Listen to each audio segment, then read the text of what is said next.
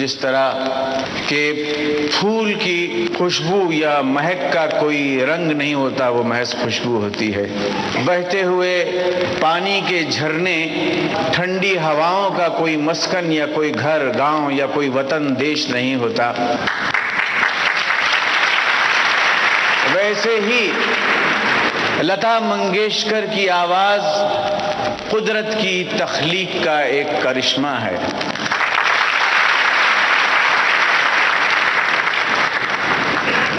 मैं अपने तई इसलिए यहाँ हाजिर हुआ हूँ कि हालांकि ये मेरी छोटी सी बहन है, बड़ी मुख्तसर सी, लता मंगेशकर, लेकिन मैं इसका एहसानमंद हूँ।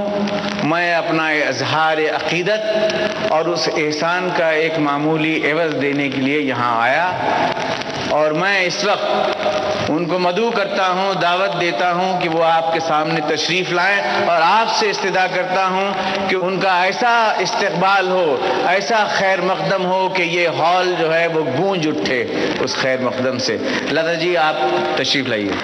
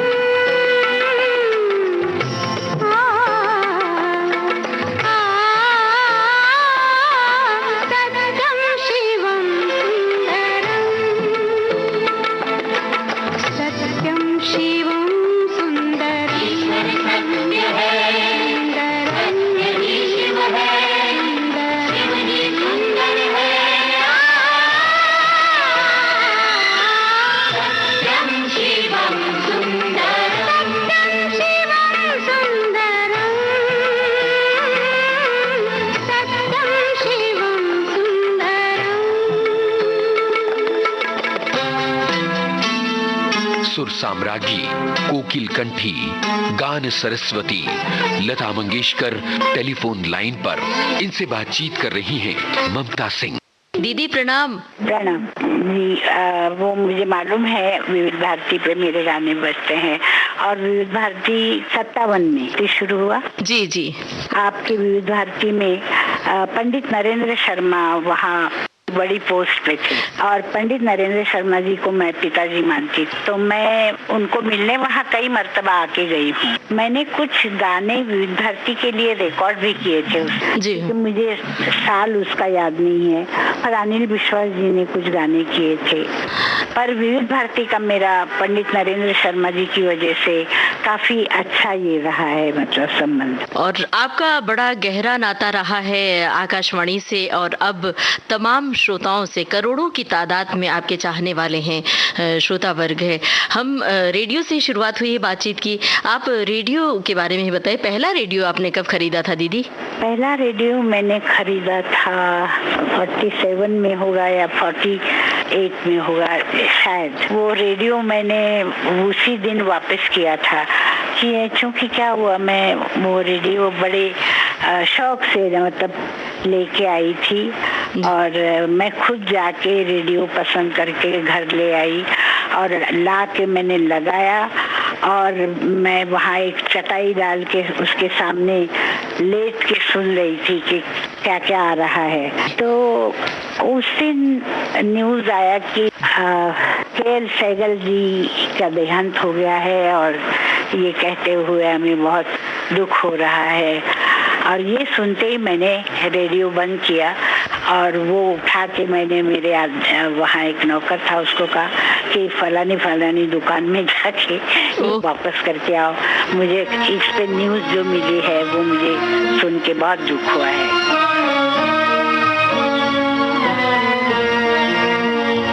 जब दिल ही टूट गया, जब दिल ही टूट गया, हम जी के क्या करेंगे, हम जी के क्या करेंगे, जब दिल ही टूट गया, जब दिल ही टूट गया।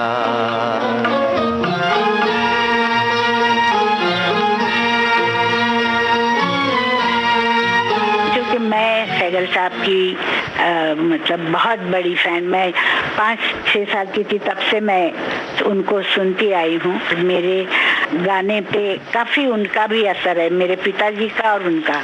चूँकि पिताजी थे वो मुझे सिखाते थे क्लासिकल म्यूज़िक, और सैगल साहब की फिल्म के गाने मैं सुना करती थी। तो ये दो ही मेरे मतलब उस वक्त ये थे, हीरो थे, और दोनों ही मेरे गुरु थे जिनको मैं सुनती थी और मुझे अच्छा लगता था।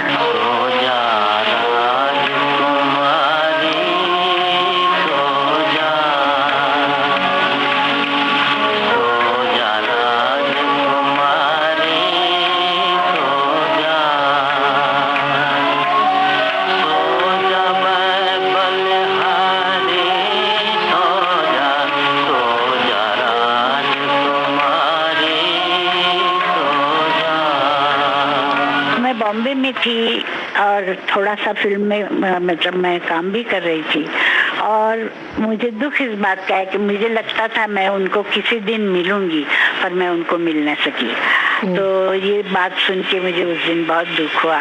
उसके बाद मैंने कई दिन तक रेडियो नहीं खरीदा। फिर मेरी माताजी ने मुझे कहा कि ऐसे रेडियो का थोड़ा ही दोष होता है, ये तो होना था, भगवान की यही मर्जी थी। तो खैर फिर हमने रेडियो खरीदा, और आपको ताज्जुब होगा सुन के कि उस वक्त रेडियो पे आपकी फरमाइश प्रोग्राम आता था, और मैं उसमें लेटर लिखती थी, और मैं लेटर लिख के बेगम अख्तर और सैगल साहब और मुझे जो जो अच्छे लगते थे उनके नाम लिख के भेजती थी कि उनका रिकॉर्ड बजाइए, इनका रिकॉर्ड बजाइए। और मैं फिर वो सुना करती थी बैठ के कि मेरा नाम कब आने वाला है, और मुझे बड़ा मतलब बहुत एक खुशी होती थी सुन के कि लता मंगेशकर ने फरमाइश की है इस गाने की, और वो मैं सुना करती थी।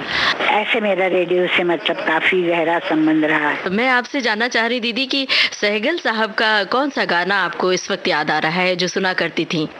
उनके सभी गाने मुझे अच्छे लगते थे।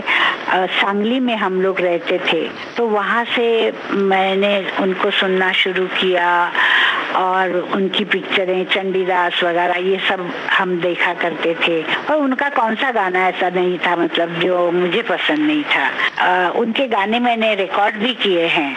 श्रद्धांजलि मैंने एक रिकॉर्ड बनाई है, जिसमें सैगल साहब के रिकॉर्ड हैं और रफी साहब के हैं, तलत साहब, मतलब इन सब के मैंने गाने गाए हैं। सैगल साहब का एक गाना मुझे बहुत पसंद था, मैं क्या जानूं क्या जादू है। मैं क्या जानूं क्या जादू है, जादू है, जादू है।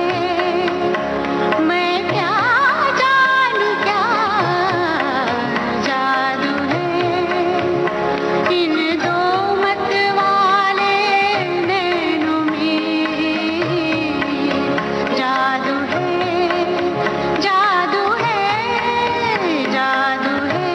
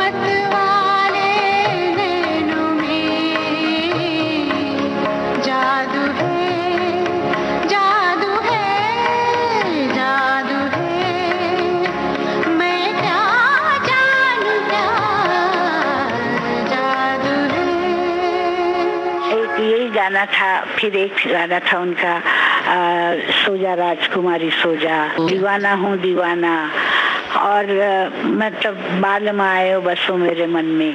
उनके सभी गाने मुझे अच्छे लगते थे। दीदी, आपने बेगम अख्तर का भी जिक्र किया। उनके तो गाने मुझे मतलब कुछ फिल्मों के थे और कुछ उनके प्राइवेट रिकॉर्ड थे। एक गाना था उलझ गए नैनवा, बहुत अच्छा लगता था, वो पिक्चर का गाना था उनका, रोटी का। दूसरा उनका गाना था मुझे जो अच्छा लगता था, सच सच बताए दिल, तूने कभी किसी से मोहब्बत की है, या इस तरह का गाना था। जब शुरू में मैंने बड़े गुलाम अली खां साहब को सुना तो मैं तो एकदम पागल हो गई। मैंने कहा ऐसा भी कोई गा सकता है। और उनके गाने में याद करती थी, आए न बालम वह तोरी तिरछी नजर आके बान, और एक नहीं दो नहीं कई गाने मतलब उनके मैं सुना करती थी।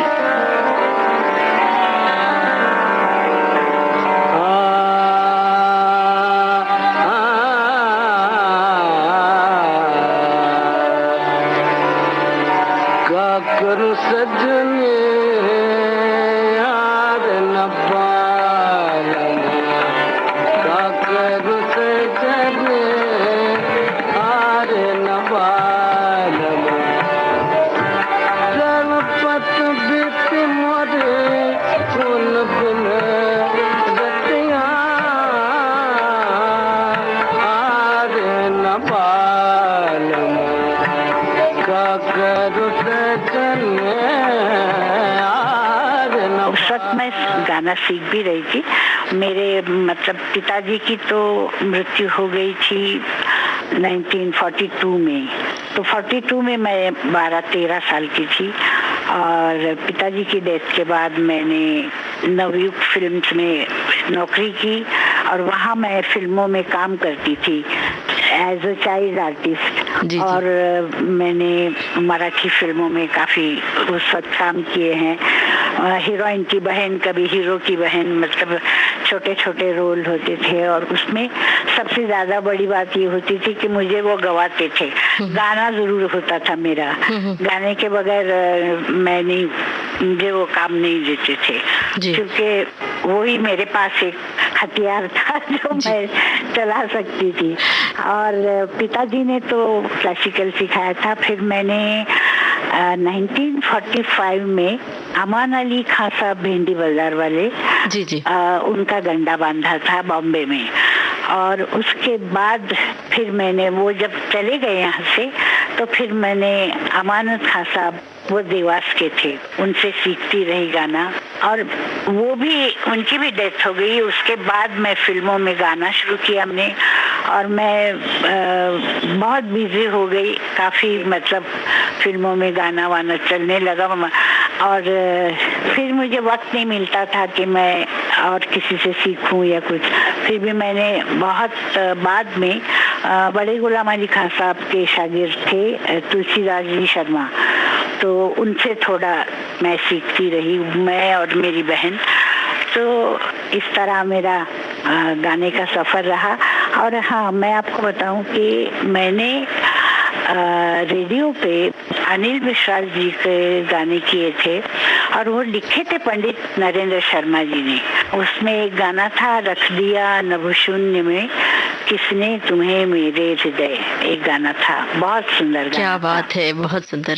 और एक गाना था उनका युग की संध्या, कुछ उसका टाइटल था युग की संध्या, अब मुझे याद नहीं आ रहा है। कृषक वधू सी किसका पंथ निहार रही है, ये उनका गाना था। जी। ये मैंने 2 गाने रिकॉर्ड किए थे। और फिर मैंने रेडियो पे एक मिस्टर मर्चेंट करके कोई थे, गुजराती थे, उनके 2 गाने गुजराती के रिकॉर्ड शायद किए थे। पर ये तो बहुत बाद की बात है, मैं आपको उससे पहले की बात बताती हूँ। वो 1941-42 की बात, 41 की होगी, 41। यहाँ मुझे मेरे पिताजी लेके आए। मेरे पिताजी रेडियो पे हमेशा गाया करते थे, उनको बुलाते थे। और रेडियो पे उस वक्त म्यूजिक के संभालने वाले बुखारी साहब, उन्होंने मुझे बुलाया और कहा, आजादी के पहले की बात है, और वो उन्होंने मुझे बिल्कुल हाँ बेटी आ जाओ, ये चलो इधर बैठो, ये आप गाना गाओ, ये वो मेरे पिताजी के दोस्त थे जी। फिर मैंने रेडियो पे 2 नाट्य संगीत गाया था, मराठी का था, पर वो उस वक्त लोगों ने बहुत पसंद किया था। याद है क्या दीदी, वो बोल याद है क्या? बोल मतलब एक शायद था राधा मधु मिलिंद जय जय जी, ये एक था, और एक था पावना वामना यामना जी। इस तरह 2 गाने गाए थे, और वो बहुत पसंद किए। और मतलब रेडियो से मुझे घर में लेटर वेटर भी लोगों ने लिखे थे। और फिर मेरे पिताजी की डेथ के बाद हम लोग फिर जब बॉम्बे आए तो एक पिक्चर मास्टर विनायक जो थे, जो प्रोड्यूसर थे हमारी कंपनी के, तो उन्होंने एक पिक्चर बनाई थी बड़ी माँ, जिसमें नूरजहां जी हीरोइन थी और सितारा देवी जी उसमें दूसरा रोल कर रही थी, और हम भी उसमें एक 2 जगह एक गाना मैंने गाया था, और ऐसा ही कुछ ये था। तो नूरजहां जी के गाने, मुझे नूरजहां जी का गाना पसंद था, बहुत पसंद था। तो नूरजहां जी के जो गाने थे उसमें वो बहुत मुझे अच्छे लगे थे। वो उसके म्यूजिक डायरेक्टर थे दत्ता कोरगांवकर जी जी। तो मैंने वो गाने याद किए थे। नूरजहां जी चली गई पाकिस्तान, और एक रेडियो का प्रोग्राम आया, और उस प्रोग्राम में पिक्चर क्या बनी है और वहाँ कौन कौन काम कर रहे हैं, ये सब मतलब मास्टर विनायक जी ने एक्सप्लेन किया, और फिर कहा कि हमारा म्यूजिक भी बहुत अच्छा है, आपको नूरजहां जी का गाना हमारे यहाँ जो एक आर्टिस्ट है वो आपको सुनाएगी। और उस वक्त मैंने नूरजहां जी के 2 गाने गाए, एक था दिया जलाकर आप बुझाया, और एक था आ इंतजार है तेरा। मेरे पास शायद अभी तक वो लेटर हैं, लोगों ने लिखा था कि ये जो लड़की जिसने नूरजहां जी का गाना गाया इसका नाम क्या है, और ये आगे जाके बहुत नाम करेगी, ऐसे लोगों ने लेटर लिखे थे। क्या बात है जी। तो ये एक मतलब रेडियो का मुझे किस्सा याद है। तो दीदी मल्लिका तरन्नुम नूरजहां जब भारत आई थी तो आपसे मिलने भी आई थी, तो उनका कोई गीत अभी हम श्रोताओं को सुनवाएं? कौन सा गीत आप कहेंगे? आवाज दे कहाँ है, या फिर और कोई गीत आपको याद आ रहा हो? आप वही सुनाइए, दिया जलाकर आप बुझाया। जी ठीक है, हम ये सुनवाते हैं। अच्छा है, वो बड़ी माँ का है। दिया जलाकर आप बुझाया, तेरे काम निराले निराले, दिल तोड़ के जाने वाले, दिल तोड़ के जाने वाले, दिया जलाकर आप बुझाया। दीदी आपके मनपसंद शास्त्रीय गायक कौन रहे हैं?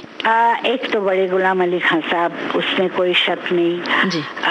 अपने यहाँ मतलब आमिर खान साहब, क्योंकि आमिर खान साहब का गंदा मेरे भाई ने बांधा था, मेरे भाई उसके उनके शिष्य हैं, और उनका भी मुझे गाना बहुत पसंद था।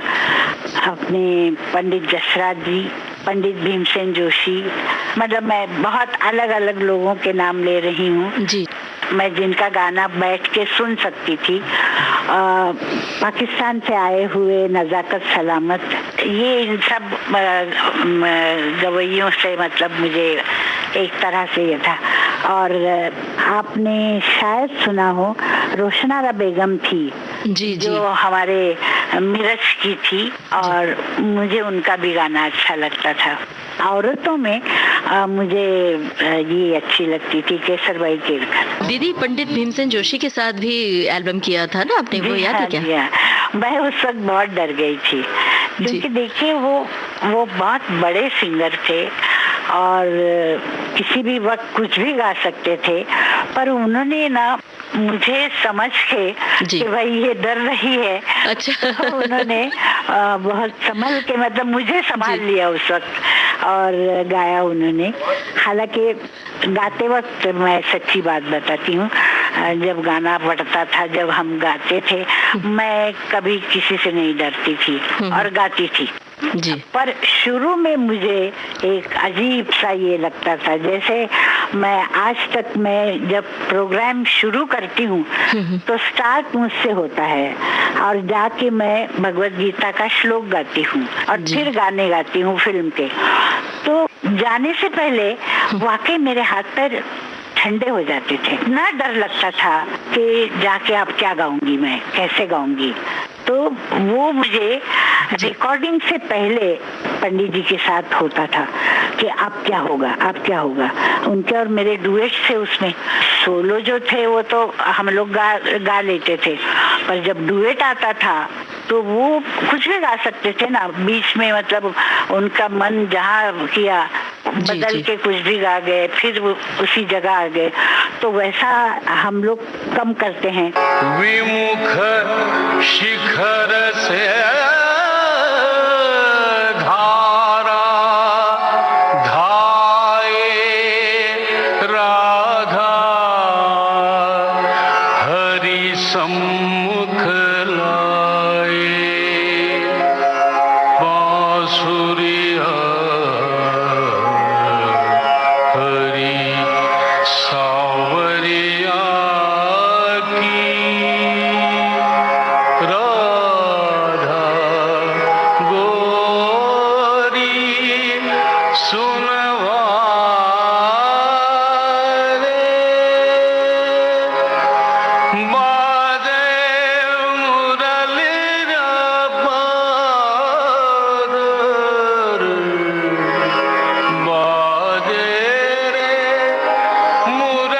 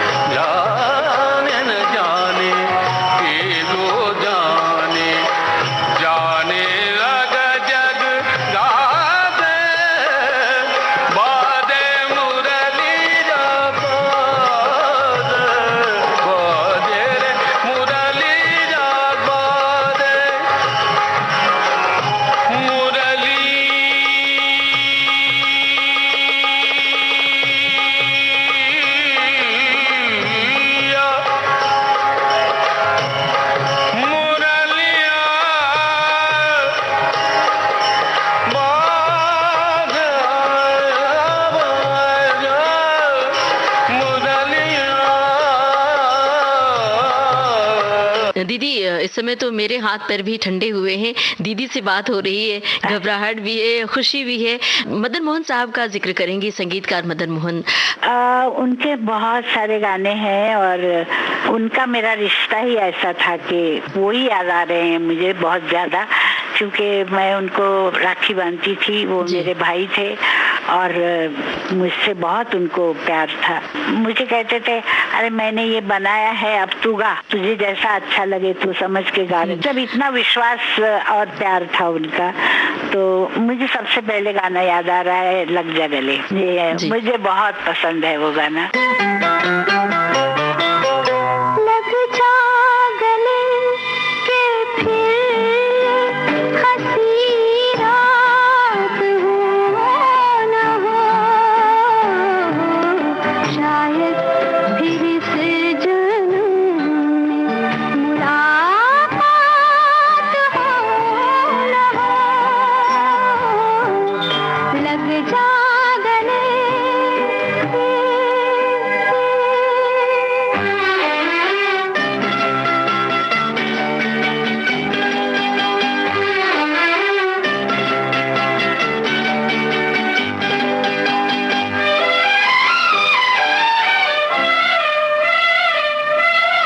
हमको मिली है आज ये घड़ियां नसीब से,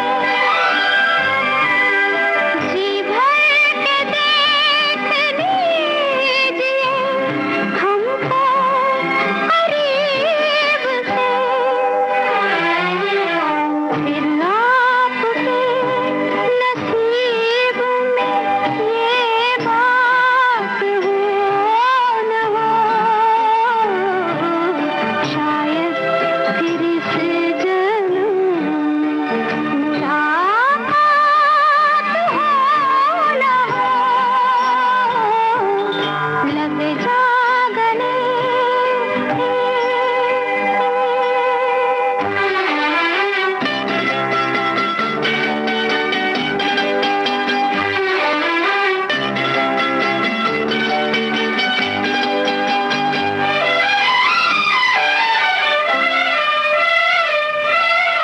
पास आए कि हम नहीं आएंगे बार बार, बाहें गले में डाल के हम रोने ज़ार ज़ार, आँखों से फिर ये प्यार की बरसात हो न हो,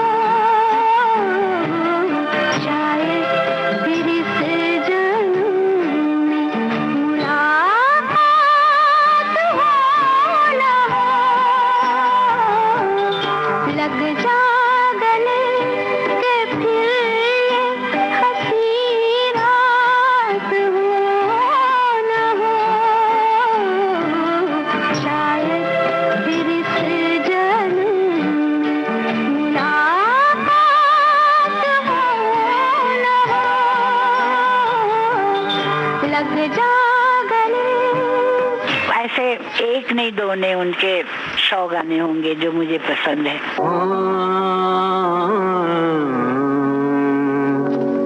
मायरे मैं कैसे कहूँ फिर अपने जिया की, मायरे मैं कैसे कहूँ फिर अपने जिया की, मायरे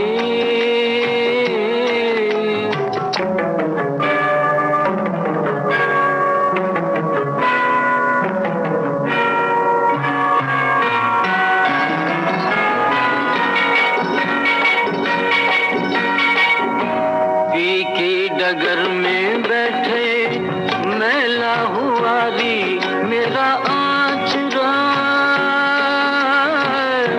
मुखड़ा है फीका फीका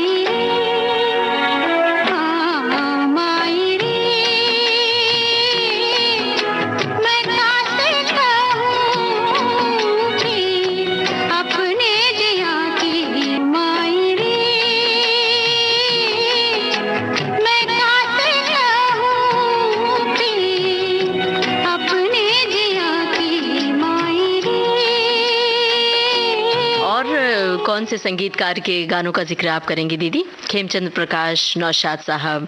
खेमचंद प्रकाश जी का नाम आएगा तो सबसे पहले आएगा, आने वाला ही आएगा।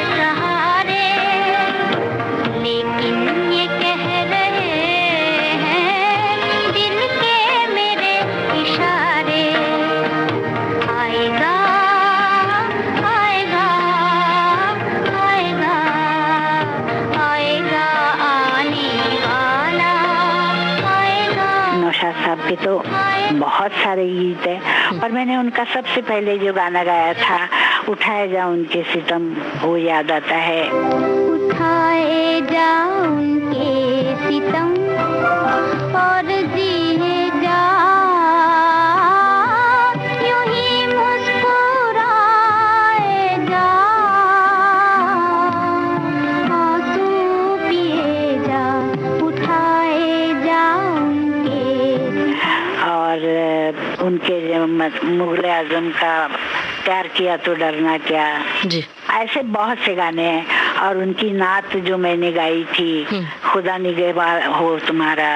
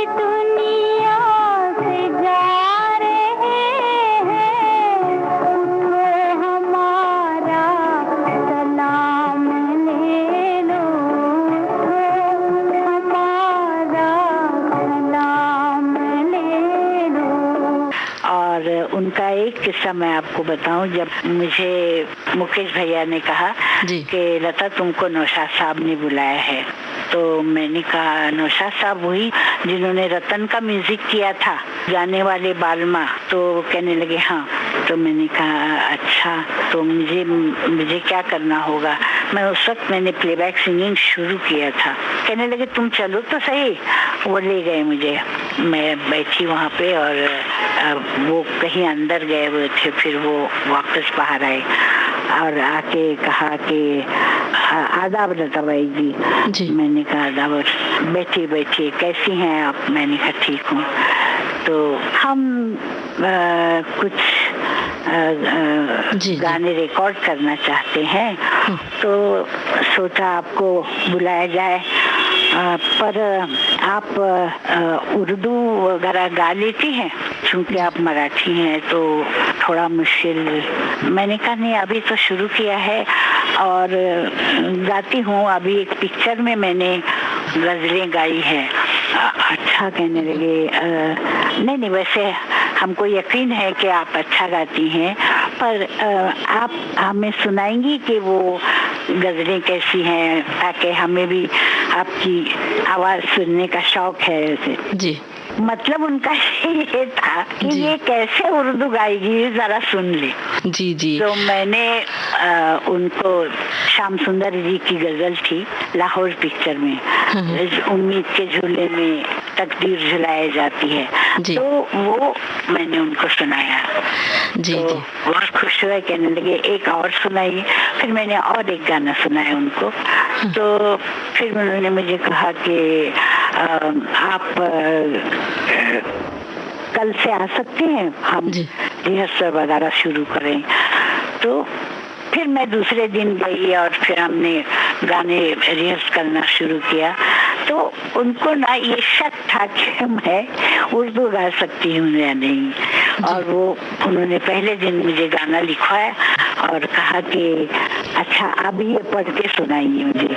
मैंने कहा पढ़ के क्यों सुनाऊं। कहने लगे नहीं, क्या है आप मराठी है तो एक मर्तबा उर्दू पढ़ेंगी तो मुझे समझ में आ जाएगा कि आप बराबर पढ़ रही है। और ये तो मैंने पढ़ के सुनाया उनको नेचुरली, तो फिर बहुत खुश हुए और इस तरह हमारा काम शुरू हुआ था। जी दीदी, दिलीप कुमार साहब से कोई याद जुड़ी है आपकी? दिलीप कुमार मतलब मैं उनको यूसुफ भाई कहती हूँ जी, और वो वाकई मेरे भाई हैं। और मैं वो जहाँ भी जाते थे तो छोटी सी मेरी बहन कह के बुलाते थे। तो उनके मेरे बहुत अच्छे रिलेशन हैं और अभी तक मैं जाती हूँ पर कम बात होती है।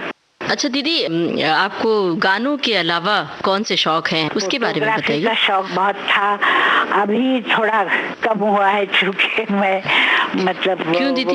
नहीं, वो काफी उसमें होता है ना भागदौड़, इधर जाओ उधर जाओ जी। तो वो करती हूँ पर बहुत कम। अब मैंने मेरे सब कैमरे में मेरे बेच डाले। अभी तो हम जानना चाहते हैं पहला कैमरा जो खरीदा था उससे जुड़ी हुई कोई याद है, बताइए। हम लोग साथ रहते थे, विनायक राव की कंपनी के जो लोग थे, तो हम लोग पड़ोसी थे। और उसमें एक माधवराव शिंदे करके थे, एडिटर थे, पर उनको फोटोग्राफी का बहुत शौक था जी। और उन्होंने मुझे उनके पास जो कैमरा था उसके ऊपर फोटो लेने के लिए कहा जी। और फिर एक दिन उन्होंने मुझे कहा कि तुम एक कैमरा खरीद लो। तो मैंने कहा खरीदने के लिए पैसे कितने लगेंगे? उसने कहा कि 1200 रुपए में आ जाएगा। तो मैंने कहा ठीक है, मैं 1200 रुपए तो दे सकती हूँ।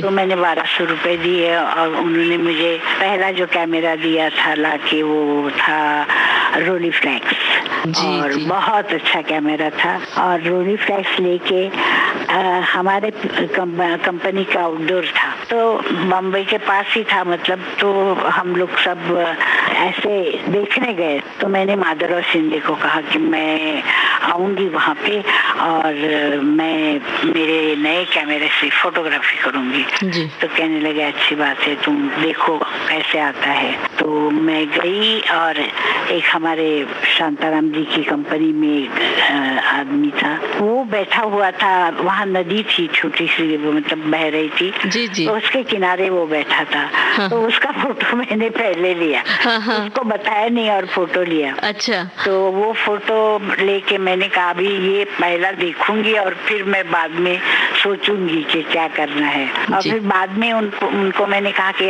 अभी आप ही फोटो लीजिए और मुझे बताइए कि क्या ये रखना है, टाइमिंग कैसे, ये सब बताइए। वो उन्होंने मुझे बताया और फिर मैं फोटोग्राफी करने लगी। और फिर वो जो किले से गिर गया था एक कैमरा, वो क्या था दीदी? वही था वो मेरा कैमरा। अच्छा। जी हाँ, मैं गई थी रायगढ़ और रायगढ़ पे हम लोग सब गए थे। हाँ। मुझे मालूम नहीं, वहाँ एक टकमक तोप है। हाँ। मतलब वो सबसे ऊंचा है जी। हिस्ट्री में ऐसा है कि वहाँ से कड़े लोट करते हैं ना, मतलब ऊपर से फेंकते हैं। हाँ हाँ। सजा होती है जी। तो वो जगह थी, तो मैं वहाँ गई और बिल्कुल उसके किनारे पे खड़ी थी मैं। जी जी। और फिर मैंने कहा कि अभी बहुत हो गए फोटो, मैंने काफी फोटो लिए और फिर मैं ऊपर आ गई थी। तो वो मेरे गले में उसका कैमरा का ये था, वो जहाँ कैमरा रखा जाता है वो था। वो मैंने कैमरा अंदर रखा पर उसके साइड के बटन लगाने में भूल गई। तो जैसा मेरा धक्का लगा वो उसका कड़े लोट हो गया और वो गिरा। वो गिरने के बाद हमने बहुत लोग भेजे वगैरह, कभी मिला ही नहीं। मतलब 3-3.5 महीने के बाद एक आदमी आया मेरे पास और उसने कहा कि हमारे पुलिस स्टेशन पे आपका कैमरा आया है। अरे मैंने कहा वो क्या बचा होगा उसमें, तो कुछ। मैंने कहा मिला किसको? कहने लगे कोई ये था किसान और वो वहाँ से जा रहा था तो उसने देखा तो उसने हमको लाके दिया। फिर मैं वो लेके आई पर वो उसमें कुछ नहीं था, मतलब सब खत्म हो गया था। तो दीदी मैनुअल कैमरे की बजाय अब तो डिजिटल का जमाना है, तो क्या आप डिजिटल कैमरे से फोटो लेती हैं? मोबाइल का जमाना से ले सकती हूँ पर आई डोंट लाइक इट, मुझे पसंद नहीं है जी। अच्छा दीदी, आपको बड़ा शौक है परफ्यूम का, हमने सुना है, तो अभी परफ्यूम लगाती हैं? कौन? मैं लगाती हूँ और मुझे बहुत पसंद है। मेरी पसंद का बहुत ही ज्यादा एक परफ्यूम था, अभी वो आता है पर उसकी खुशबू उन लोगों ने कुछ गायब कर दी है। अच्छा। बहुत अच्छा था पर अभी उसकी खुशबू ही नहीं आती है रोज।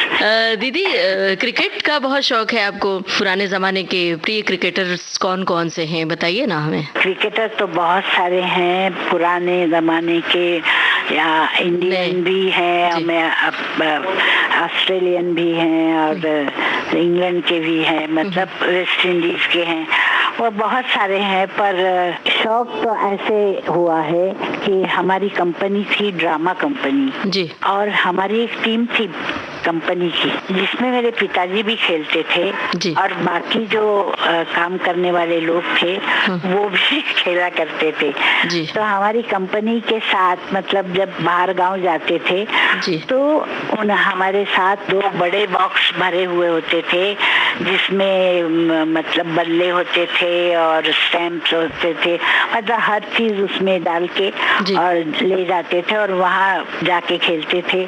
और वहाँ अगर कोई बड़ा क्रिकेटर हो उसको मिलते थे तो काफी लोगों से मतलब उनकी पहचान थी। थोड़ा सा आपके गानों की बात करें क्या? आपके प्रिय गाने कौन से हैं? लता दीदी के गाए हुए प्रिय गाने कौन से हैं? खासतौर से हमें सलील चौधरी साहब के गाने याद आ रहे हैं। सलील चौधरी के गाने मुझे सबसे अच्छा लगता है वो सजना बरखा बहार आई। सजना बरखा बहार आई, रस की फुहार लाई, अखियों में प्यार लाई हो सजना। आजा रे परदेसी, आजा रे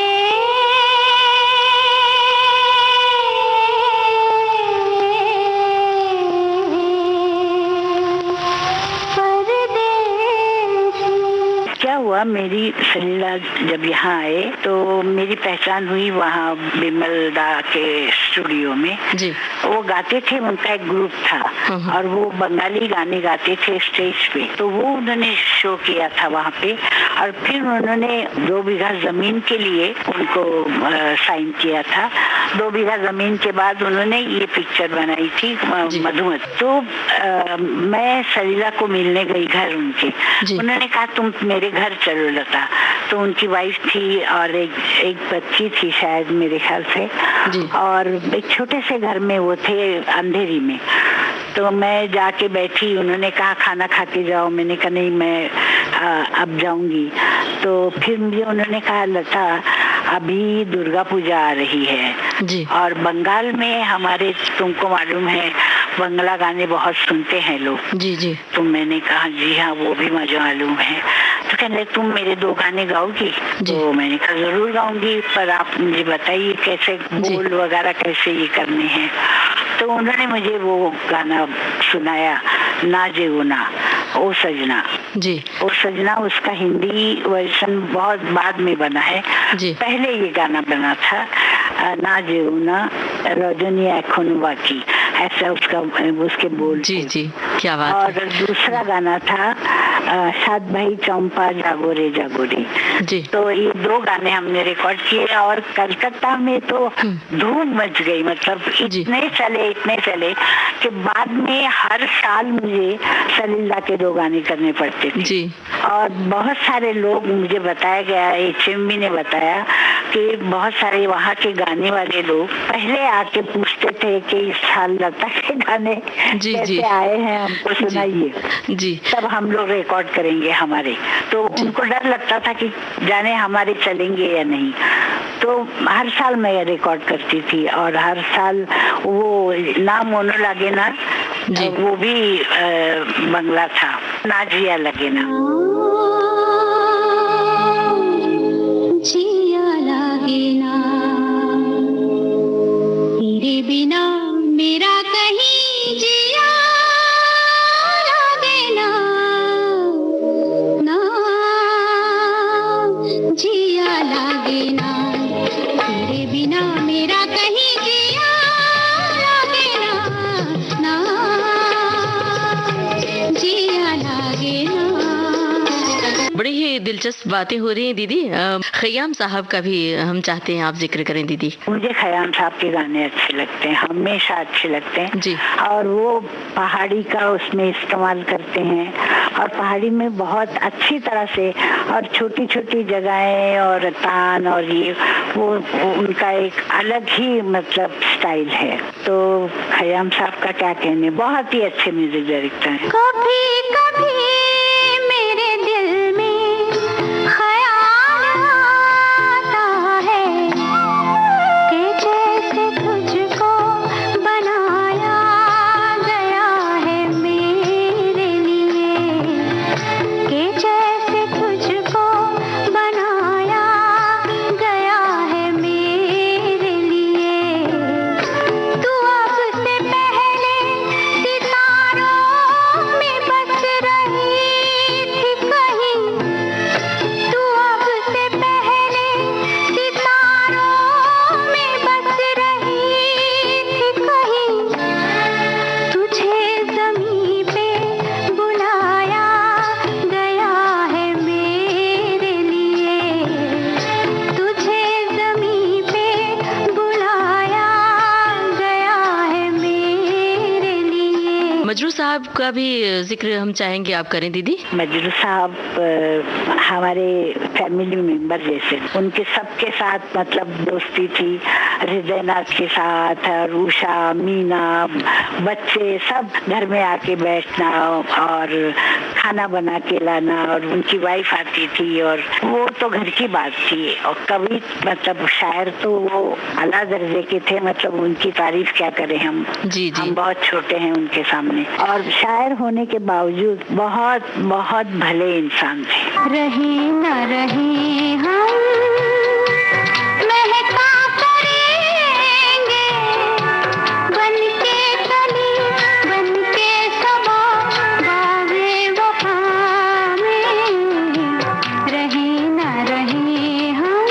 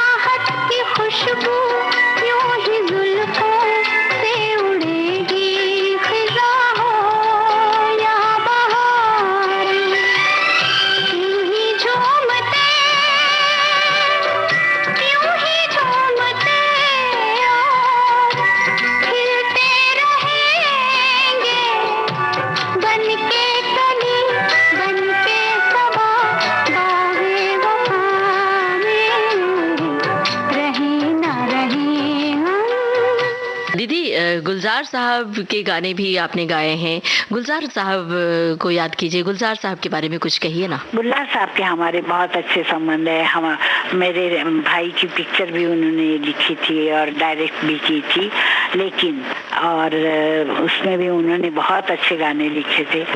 एक उन्होंने लिखा था गाना लेकिन में, जो अपने सुरेश वाडकर जी ने गाया था, सुरमई शाम, वो मुझे बहुत अच्छा लगता है।